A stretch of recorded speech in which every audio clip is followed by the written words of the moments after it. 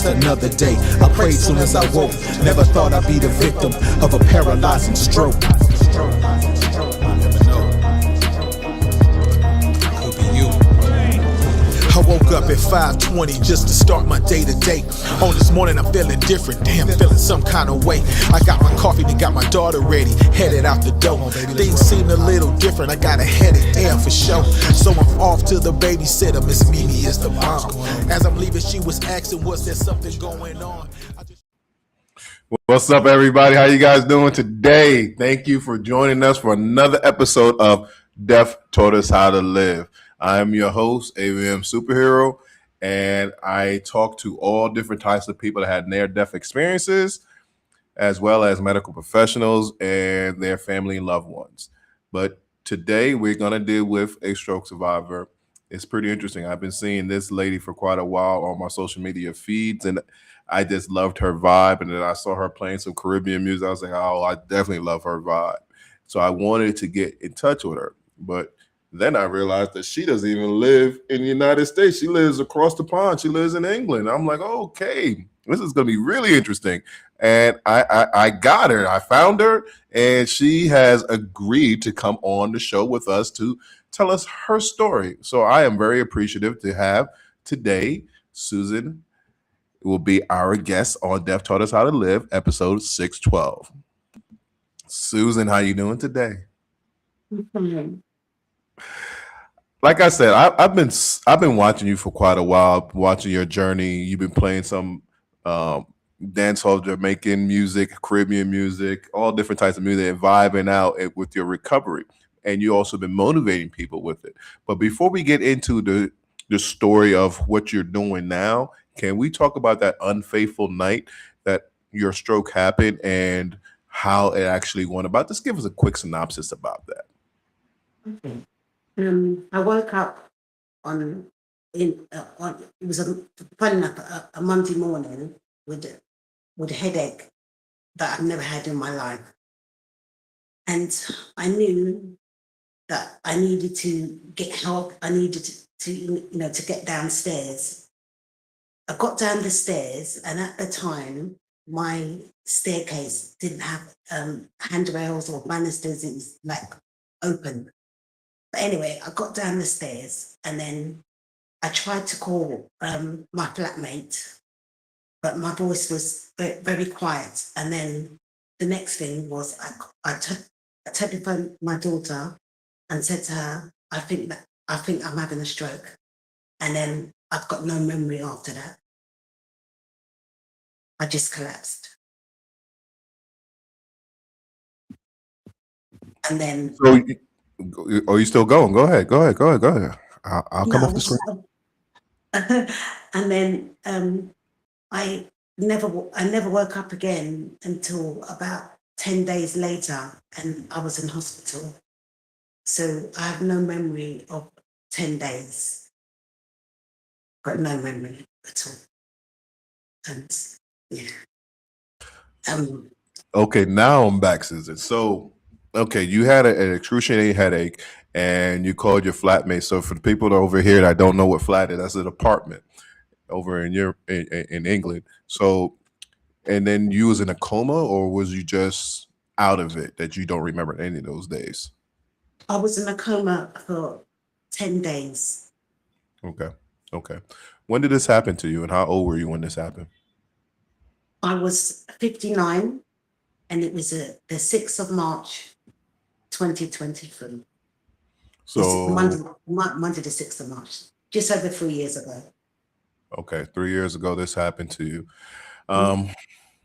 So you had this happen to you, and you had to start life all over again. How was that initial feeling? Because I've been watching you for probably about a year now, and it seemed like well, we got questions already. So let me get to this question before we actually get to more of my questions. And also, guys, if you are watching this from YouTube, Facebook, avmsuperhero.com, TikTok, please put in your messages in the comment section. I will make sure I read them and make sure Susan answers them, each and every one of them that comes up. So can we get our first question or comment come up on the screen? We have Planted Power here saying peace and happiness to you. I guess he is a fan of yours and he watches. He's a stroke survivor. He's actually a guest on our show.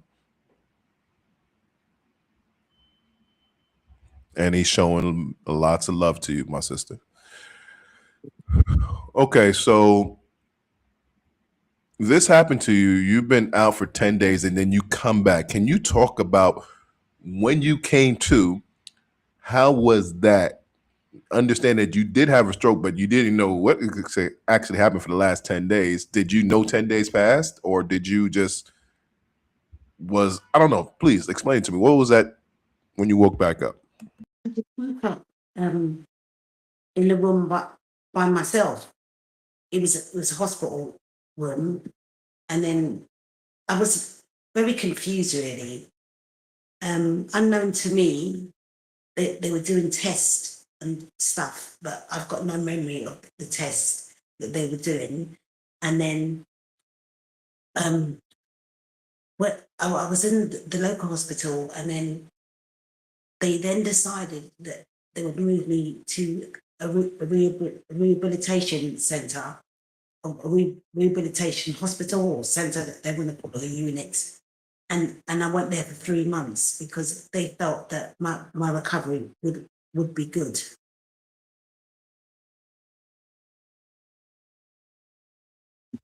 Does that Okay. answer your question? That does answer my question. Thank you so much, Susan.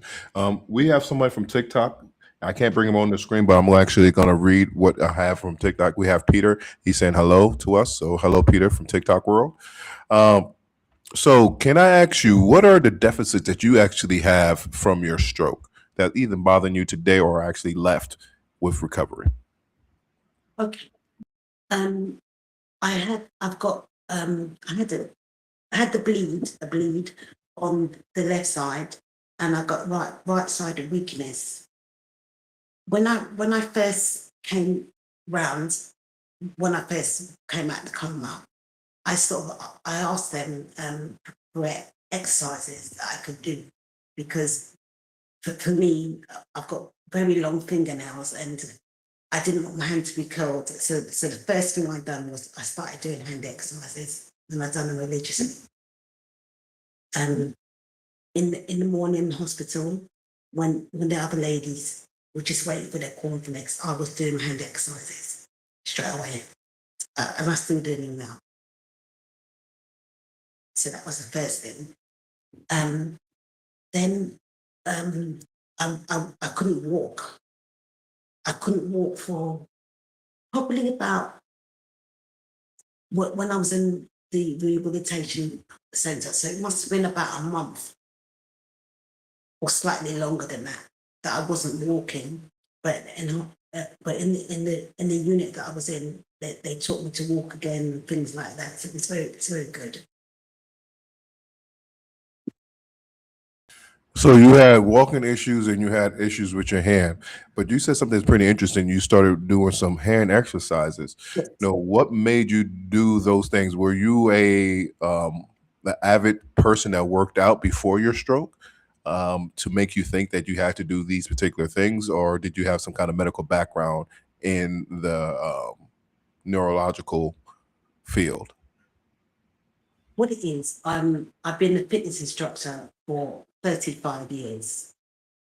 So, and I know that I've seen people with strokes, and the hands are closed, and because I've got long nails, the first thing I really concentrated on working my hands, my fingers, all my fingers. Maybe I gave my hands too much attention, because what happened was, my lower limbs, my especially the affected foot, every time I stood up, my toes would curl. So it was very hard to stand. And then I had to have an operation on every single toe. And they removed tendons and things like that. And I'm recovering from that operation now. So hold on, you had your stroke, and when you had your stroke, your toes started to curl up, and then you had to have that operation to alleviate that curl. Is that what you're telling us? Because every time I stood up, my toes were curling. It was like they were gripping the floor. So Right. there's times when I stood up, I couldn't even move my foot. It was just stuck. But my Right. toes would curl. If you look down, you would actually see it. You could see it in my trainers. You could see the lump. The toes would curl like they're gripping the floor. It was weird. It was No, I really get it. I'm weird. not sure what the name of that condition is, but I have seen a lot of people with their hands curled up. They Yes. cannot move their fingers anymore. If anybody in the audience could you tell us what that is, because that never happened to me. I had um, weakness of walking, and I had to learn how to walk again. I couldn't swallow. I didn't have anything working with my limbs. I was always able to move my fingers and my toes. So, Susan, this is happening to you, and you came back out of the hospital. You went to, I believe you call it, the therapy place that you have in England. We call it physical therapy or rehab center in the States. I mean, sorry, in Europe, you had a therapy center, but we call it a rehab center over here. Um, I want to know your mentality of why you decided to get up and show your recovery on social media. Why was that so important for you to do? It helped me. Yeah, it helped me cope with the stroke. It definitely did. And I know that I'm helping other people. So if I can encourage somebody else to try, and that's why I'm doing it, really, to show people that that they don't have to take it. Things can change. Oh, obviously, you have to do things slight, different, but you can get by. And I just wouldn't take it. That's me. I'm a fighter. I'm a born fighter, so I would never take it lying down. Understood. Peter gave us the answer to it. He said this is called spasticity. Oh, supposedly. Spasticity. When Yeah. your fingers is curled up or your toes are curled up. Thank you so much, Peter, for giving us that answer. I really appreciate you, sir. I'm very curious, Susan. You saying that you're a fighter, and I think a lot of people out there don't understand that part of it. A lot of people get discouraged because they had a stroke. They say their life is over. They can't do this. They can't do that. But you just said something very interesting. You said you are a fighter. What does that mean to you, as in a stroke survivor? What does that mean for us to be fighters, to keep on moving forward and keep on going towards the goal of walking or whatever it is that we want to go to after our stroke? What does that mean to you? I just would never take it. To say I'm a born fighter. I fought for things all my life. I know no better. So I just wouldn't take it. And I know that a lot of people have strokes and think their life is over. It's not. It's different. It's definitely different. But people have strokes, and once they recover, recovery takes a long time. But people can have a good life, and things like that. But I would never give up, and that's what I advise people: never give up, never ever give up. You know, I do know, and I love that you're saying that. I have someone from Instagram that's saying something, so let me go over to Instagram real quick and say what this person is saying. We have Michael over there. He says, "You inspire me. I have seen your posts and your progress." So you are right, Susan. What you're doing, even from where you are, you're flat in England. You have people all over the world watching you and seeing you and being inspired to become stronger. So yes, it is working. but that's what I'm doing, is to show people. Because, as I say, I've been in fitness for 35 years. My day job before, my day job was I was in IT. So in the evenings, I taught fitness. So I've always been used to exercising. I've always been used to it. And I just knew, no one had to tell me. I just knew to do it. Now, to exercise and that. Now, the people who don't exercise, they would find it hard. But for me, that's my life. So for me, it was easy. You know, you're saying something that's pretty interesting, and you're not the first person that has come on this show that said that working out and having the mindset or the habit of working out helped them out tremendously when it came to their recovery phase.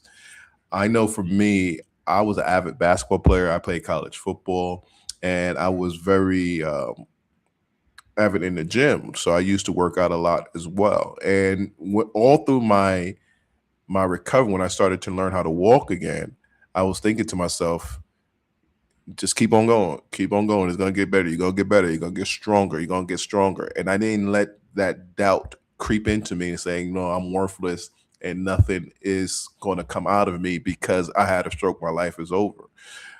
Can we talk about that, Susan, for the people that are not avid workouts people or that don't know anything about exercise and they just think life is over now? What do you say to them to motivate them to get up out of that funk and live their life accordingly? What do you say to them now?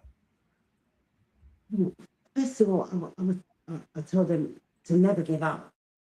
And what I do is, well, because of that, my hands were affected, and I've got my long fingernails and things like that. So I post hand exercises, and then well, even now I'm talking to you, I'm doing the hand exercise. You know, it's second nature. But for me, fitness is my life, so that's the only thing I know. I mean, I don't know. I mean, not everybody likes working out, so I wouldn't know what to say to them. But you know, to me, it's helped me a lot. I would never just sit there and take it. Never, never, never, never. So, I hear you. Never, never, never. And I definitely feel that. We got somebody from TikTok world is saying some stuff, so I want to read that for you so you can get that information. We got Christopher the Conqueror. He says, "Thank you both for the inspiration you give me." So okay, Christopher the Conqueror is saying that. yes, I recognize the name. Oh, you know him I know too. the I name. had him last I year. don't. He was a guest on the show. I, I don't know him, but I recognize the name. Oh, we all know each other when it comes on social media. We're all family now. So once you recognize the name, you know. That's how it is, sister. Okay, we got some more comments coming in from YouTube world. So can we bring that on the screen so we can read it? Here we go. This is from Plant of Power. He says, "Happy you got help with your claw toe. Root neurological causes where brain damage from a stroke. Stop sending normal relaxation signals to the muscles, making them tight and stiff." So this is what actually happened to you, right? The neurological messages from your brain to your muscles in your toes was not working. That's why they had to cut those tendons to release the tension that happened. Now, you said that recently happened. Now, is that helping you better with walking, or is it making it more difficult for you to walk because the tendons are gone? Well, they've smoothed them around and that. It's definitely better because my toes are not cold. So, and then every morning, you know, I do the exercises. I still do exercises, you know, on my feet, on my toes, my ankle. I do it every day religiously. But I definitely, I'm glad I had it. Um, my drop foot is kind of gone now because before, if I was lying in the bed, I couldn't have my heel up. My foot would be flat. But now it's just up. It's just up. But I can't really move the toes and that on the right foot. Maybe in time, but it's definitely better than what it was. You know, I don't have the fear of tripping. Um, you know, but for me, I'm so glad that I had it done. I'm so glad. Are you happy? Am I Yes. Are happy? you happy with life now? Yes. And I'm asking this question because a lot of people feel sorry for us because we went through a stroke and like, oh, your life is over and you can't do the things you're doing. And I see you, and I know you got an answer for me, but I see you. You go to parties, you go, go to events with your family and friends, and you might do a little two-step or thing like that, and you do your thing.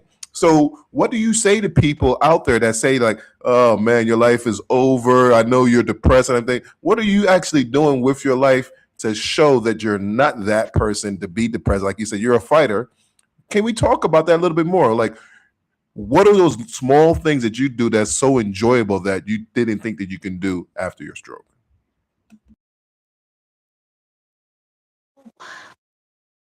I think working out, exercise and stuff like that, because fitness is my life. I've always trained a lot, so things like that. I mean, as you can see, like I do my hair and stuff like that. I've always lived kind of a very glamorous kind of life. I really care about my appearance a lot and stuff like that.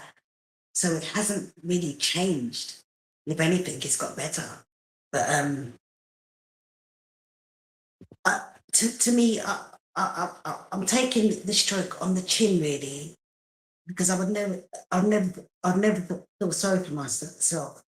And then all the work that I'm doing, like my father had a stroke. My father died last year, and my first cousin has had a stroke as well. My grandmother had a stroke, and all the work that I'm doing it for them. In their name, in their honor, I'm doing it for them as well. And I really wish that they had my mindset, especially like my dad, to just let the stroke take him. That's what he done. My condolences to you for your father and other people in your family that had stroke. That hit me hard because I have a couple of friends that had a stroke too before I had mine. I didn't understand it until I went through it, and then I saw I seen a lot of people die from the stroke, pre and also after I had mine. And I'm not saying that just because I worked out that I'm still here and they did it, but there was a lot of them that had the mental state of life is over and they didn't want to do anything else. And I'm not telling anybody on here that life is going to be great. It's going to be glamorous. It's going to be rough days. It's going to be tough days. It's going to be very, very hard. But even before your stroke, life was hard. So we can't use that as an excuse. But I think what Susan is telling us is that, your mind state is the most important part of their stroke recovery. If you think that you are a failure, then you are a failure. If you think you're a fighter, then you are a fighter. So you have to change your mind state more than anything else. And that's going to get you up to do your physical therapy, your occupational therapy, your speech therapy, all the therapies that you're supposed to be doing. But if you don't have that in you, it's going to be so much harder. Am I right with that? Am I saying that right? Definitely, definitely. I mean, people probably don't even know what stroke entails. Like even before I had my stroke, I associate strokes with elderly people, but that's not the case. Young people have strokes. It's on the rise. It appears to me, but all I can say is never give up. It's hard. It is hard, but fight it. Don't let the stroke win. Amen, sis. I'm definitely with you on that. Man, we got messages coming from all over the place. So I got TikTok and I got Instagram messages. So let me read TikTok first and then we go to Instagram. Peter saying, do you believe everyone's journey is different? Yes, it is. How so? No stroke is the same. So everyone's different. People are affected on the right side, the left side. People have aphasia or things like that. No stroke is the same.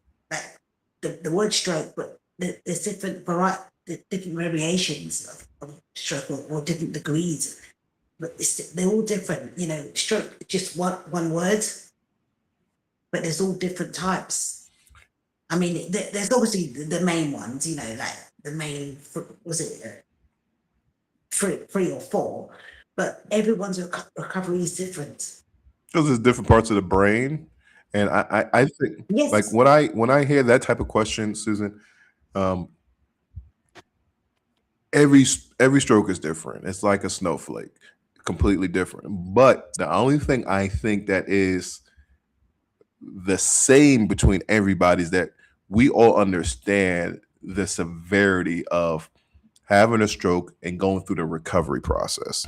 And other people don't understand. See, we got questions, comments. Before we go to the YouTube stuff, I still got some Instagram comments in here. So let me get to the Instagram stuff. And then, producer, we'll get to the YouTube and Facebook stuff. So let's go to the Instagram real quick. All right. I got a lot coming in Instagram. So let me make sure I get to them. We have I'm not sure how to pronounce his name. Andinian says, "Hello, fellow stroke survivor. Conquered a stroke in 2010. You're here for a reason." And then this same person is saying, "My condolences to you." We was talking about your father and your family. Same person here is saying, "Yes, sorry, buddy. Your mindset is everything." Then we have Papa Rich from Mr. Spring Valley says, "My condolences to you and your family." Once again, we have Adrian says, "That's right. Every stroke is different, hemorrhagic versus ischemic." And once again, it says, "You know it." So now let's get to our YouTube people. And Peter says exactly from TikTok world. So YouTube people, can we bring the YouTube people on, producer? We have Lionheart. This is a pretty cool guy that I know. I did a couple of interviews with him as well. This is great energy, Susan. Keep that hard work mindset. Keep grinding, Greg. Stroke survivor, strong. Yes, sir. Appreciate you watching. We have Plant the Power again. It says, "Thank you for sharing. Our ancestors and families are super proud of you. Continue leading by example." And Hope for Stroke Survivors says, "Oh, my favorite." So I guess he's been watching you as well. Hope for Stroke Survivors. Yes. And oh, he's one of your friends too. Fat is a pretty cool guy. I like him. It says, "Susan, she's a warrior. She definitely is." Hope for Stroke Survivor. Oh, thank you, sir. And the last one is Greg. You are the man too. Thank you, Fat. I really appreciate that. So, Susan, you know, I'm really with you with that logic. You know, every stroke is different, but you know, we have to do things to get ourselves back in order. And I don't think we're saying that, hey, you know, the doctor told you you're not going to be able to walk again, and you feel like you can't walk again, and you're failing yourself because you're not walking. We're saying the mindset of what you're going to do with your life, no matter your condition. What you're going to do with your life. Like Susan said, she's working on her hands right now as we speak. She's constantly working. She's constantly trying to get stronger. So the same thing that you need to do. Am I right, Susan? You got to constantly do it. This is our life now. Yeah. To be honest, go ahead. Please be honest. To be honest, like even when I'm posting my hand exercises, people who haven't had strokes are doing it as well. So the exercises are not just for stroke survivors. They're for everybody, really. You know, everybody. But I think, like, when I see other stroke survivors, I feel a bit guilty. Like, 'cause my hands are straight now. I don't know what to say. Like, I went to a stroke group, and the first thing they all of the people come running and looking at my hands, every single one of them. And that the ladies were wearing cardigans, and they had their hands in in the pocket all the time. And I mean, I don't know if I just say this or not, but for me, as soon as I was within a month of me having the stroke, I started doing hand exercise. I just done them. I don't know, maybe because I'm used to so much fitness, but for me, it needs to be straight away. And I think I don't know how the message is going to get across to the world really, because strokes are here to stay, and people need to know tips or ways of making it easy, or ways or suggesting things that people can do. I don't know how to say it, but No, I like what you're saying, and I don't want you to be shy about what you're saying because it is a sensitive subject, but we need to really nip it in the bud to help other people get out there. If people are gonna hate you because you say something to get them better, let them hate you. As long as they get better. Because we're not doing this for ourselves to glorify ourselves. We tried to help you to get to the point that we figured out to get better. We want you to take that information and get better yourself. We got some more people from Instagram. Susan, you are a very popular person tonight, lady.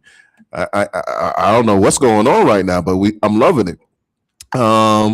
Okay, so it's Nidra. That's her name. So I'm sorry I was butchering your name so bad, but thank you for giving it to me phonetically so I can understand Nidra. Correct. I got you. Now we got Black Men running. Russ says, thank you for sharing, sister. I have been watching you for years.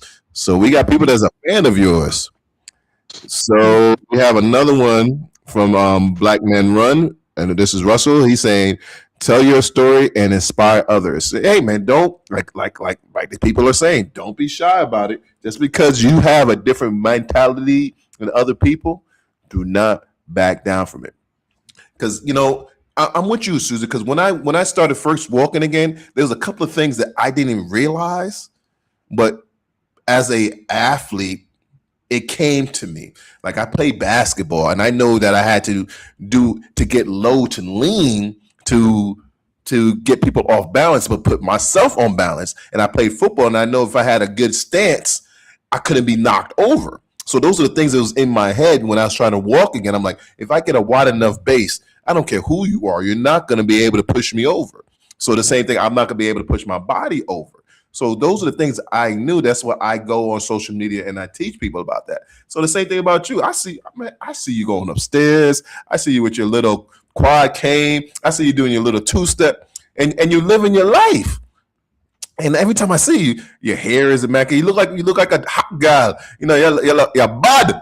So I see all that stuff, and I see that you live in your life, not complaining, not hurting yourself, but you're showing people that, hey, don't get mad at me. You want to be like this? I'm showing you the way. Am I right with that? they've got me. Like, when I had the stroke, like Yeah. circle friends, like people that I knew, like turned their back on me, like never visited me, things like that. Now I don't know if it's because they were scared or what, but I think, look at me now. Those people can't even talk to me now because we let's talk about that just a second. I got a comment coming in here talking about what we was just talking about just a while ago. Then we're going to go back to that. So can you bring that comment up, please? Yes, real talk. So Fat saying that he is agreeing with us, keep on fighting. You know what you're doing and you want to inspire other people, keep on moving. Because I can imagine he gets the same thing too, because he speaks a lot of his truth, and people might look at it and say, hey, you're better.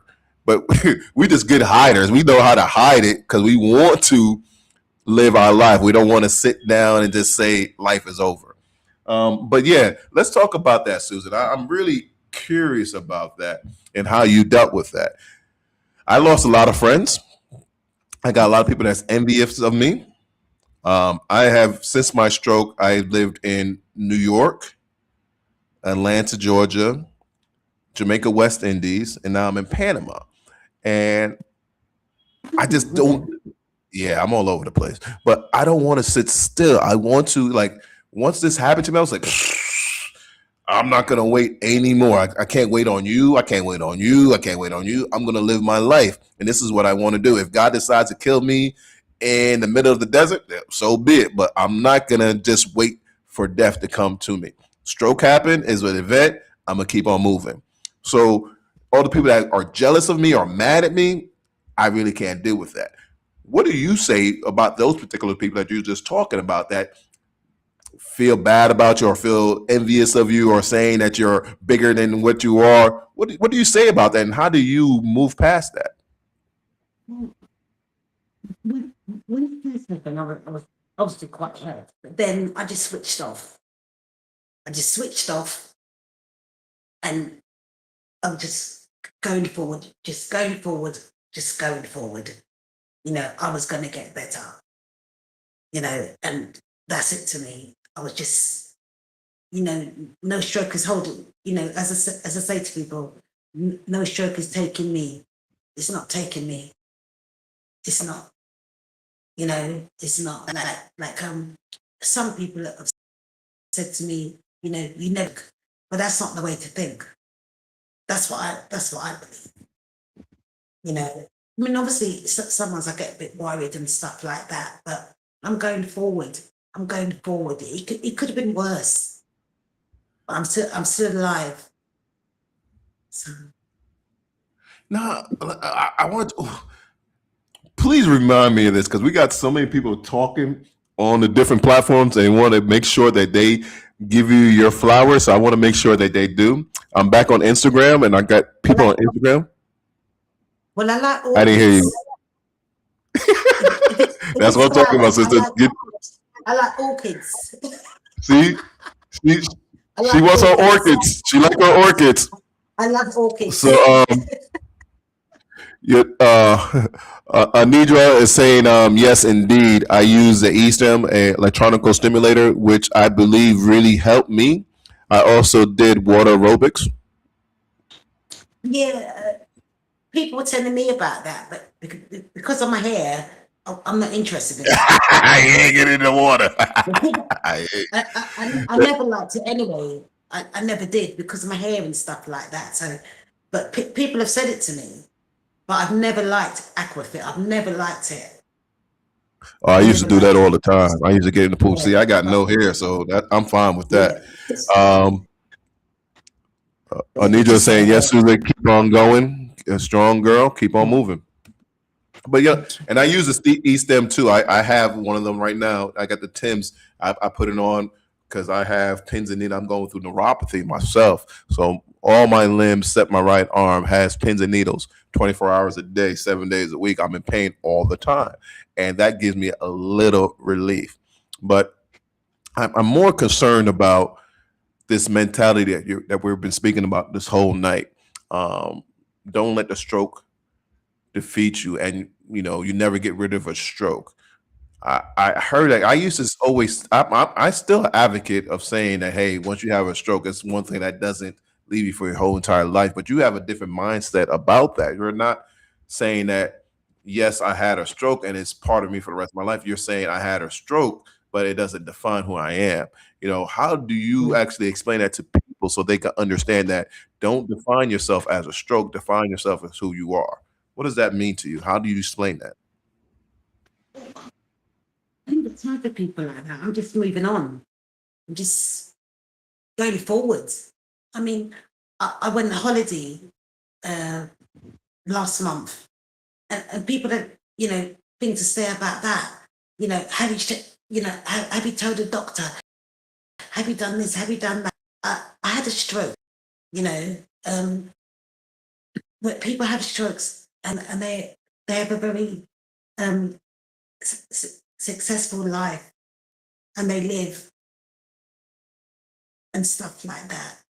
I think it's because people don't know about strokes really. Maybe that's why, you know, they come up with such negativity. Maybe that could be the reason.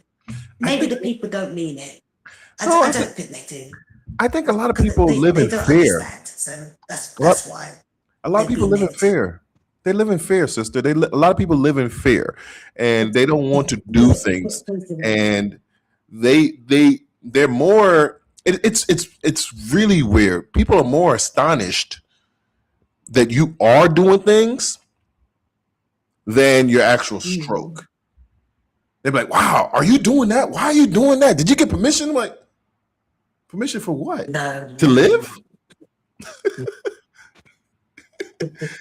Well, it's ignorance because they don't know. And the thing is, maybe because I'm from fitness and so are you. So I would do it anyway. It's nothing to me. It's nothing to me. Like I had the Fitbit. I've got a Fitbit. And before I had the stroke, I was doing like, 50,000 steps, a day and stuff like that. So I'm used to, extreme fitness. I'm used to it. The only negative downside of having a stroke, I couldn't work out for a bit, but now I can. I've got I've got treadmill, I've got walk pad, I've got weights, I've got steps. Fitness is my life, and even though I'm not teaching, I'm going to try and develop another way of fitness and to involve people, because having a stroke is not going to end my life. So Preach. it's not going to. I got some more comments, and we got to get to our hot seat questions. This is a great interview. People are loving your sister. And I'm so appreciative that I know it's like almost like 1 o'clock where you are right now in the morning. So I'm very appreciative that you're actually on with us tonight. We have people from TikTok, so let's get to it. Chris the Conqueror is saying, again, every stroke is different. Therefore, Yes. we can't compare our recoveries to others. We have Jana. She's saying you can put your hair up in a shower cap. I don't know about that, Jana. I don't know. Once a woman. I don't like swimming. Full stop. I just don't like it. So I like even when I go on holiday, I'm not really getting in the sea. I'm just posing on the sand on the beach. I don't like. You know what the funny thing is? You know what the funny thing is? Most people, and you're from the Caribbean, aren't you? Your family's from the Caribbean? I was born in the UK. Yes. But your family's from the Caribbean. Most people that are Caribbean do not want to get in the water. I don't get it. I don't understand it. Like most of my family will not get in the water, and I'm from Jamaica. They don't want to do that. All right, we got some people from TikTok world. Not TikTok, from Instagram. Let me get to them, and then we'll get to our hot seat questions. Ania is saying again, wow, really? I used to what's that Life Wave patch today. It made me stronger. It stimulates your very own stem cells. And you know what is actually pretty interesting? I'm in Panama. They have stem cells that you can actually put inside of you. So if you ever decide to get stem cells technology inside of you, come to Panama. They put you together. Nia saying again, AVM Superhero, my info is, I can't actually really, going to have to give that to me another time because that's a link. Send that link to my DM so I can see it when I could actually have time to actually look through it. And once again, she's saying, you don't have to put your head underwater, Susan. Susan says she's not getting in the water, so I don't know how you guys are trying to convince her. She's not doing it. Susan said she is good with the ocean. She's good with the pool. She's a hot gal that go out water. She's just chilling on the sidelines. That's what she's doing. So don't try to convince her. All right. Everybody, we had a point of our show was called our hot seat questions, where I will ask Susan 4 questions for her to give us a little soundbite. So once again, thank you guys from Instagram. Thank you guys from TikTok world. Thank you from YouTube. Thanks from Facebook for coming in and giving the comments, giving great inspiration and showing us that we do things that need to be done to inspire other people to become stronger people as stroke recovery warriors. So, Susan, are you ready for your hot seat questions? Yeah. See, no hesitation, girl. Come on, you're a warrior. You say you are a fighter. Let's fight. Question number one. What is the hardest part about letting your family see you struggle? Well, it's it's not struggling. I wouldn't say that I'm struggling. I mean, I'm a person who doesn't like to ask for help anyway. I just I find it hard to ask people for things, but I don't think I'm struggling myself. I mean, things might be a bit difficult, or maybe I might have the strength, but I don't see myself as struggling. So I don't know if that's that right or wrong, but I don't see Hey, myself as if you're struggling. not struggling, you're not struggling. And you don't like to ask for help, I get it. Some people can't handle it, but you like, hey, I'm going with it. Good enough answer from me. Question number 2. What is the biggest difference between who you were then and who you are today? Now I'm a bit more quieter than what I was. I was very tough, and I used to worry a lot. So I'm not worrying so much about things. You know, I, I believe that I've had a, no, I'm just not worrying. Well, what will be will be. So I'm just, yeah, I'm just not worrying. I've had the stroke, dust myself down and getting on with it. Next question. Okay, I get it. I get it. Question number 3. How do you tell someone I can do this myself without hurting their feelings?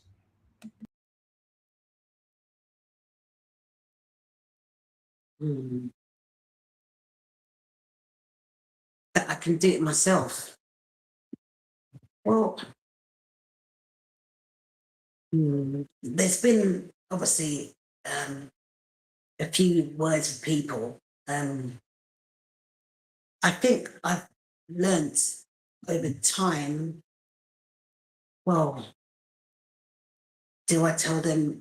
To be honest, I think if someone tries to help me, I'm a sort of person who will never happen again.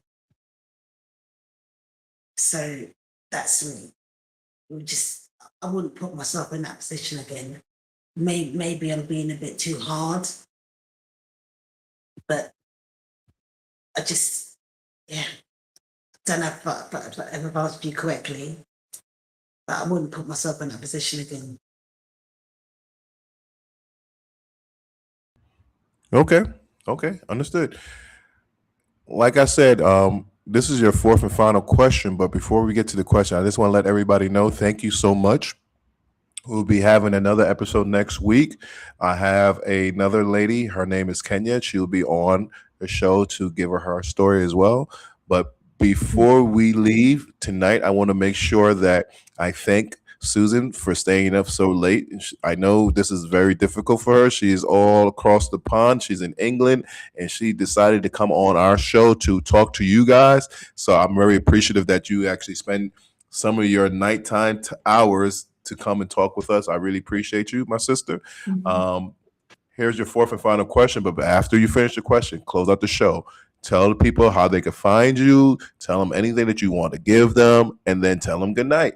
And I really appreciate you. Okay, my sister? Here's your 4th and final question.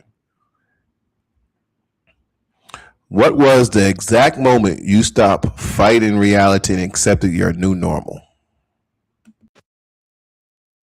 Mm. Well, I didn't. I didn't think that I was fighting. I was trying to understand what had happened to me. Um, but obviously, I've slowed down a bit. I mean, mm, but to be honest, I'm happy to be alive. I was very strong in that before. All of that's coming back now. certain things that I couldn't do, I can't do anymore. Like I can't teach step aerobics anymore. Well, not at the moment.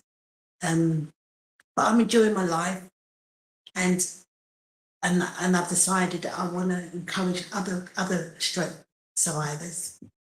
You know, to the day I die, I'll always do that. You know, I would encourage them to never give up. Never give up. You know, one door closes, another one will open. And I've always believed in that throughout my whole life. And this having a stroke was the hardest thing that ever happened to me. I couldn't imagine anything else as bad as this happening. This it could have taken, you know, the stuffing out of me or the life out of me, but it didn't. I'm actually changing it into another person. I'm getting my firmness and strength back. So that's all I can say. I'm getting a bit shy now.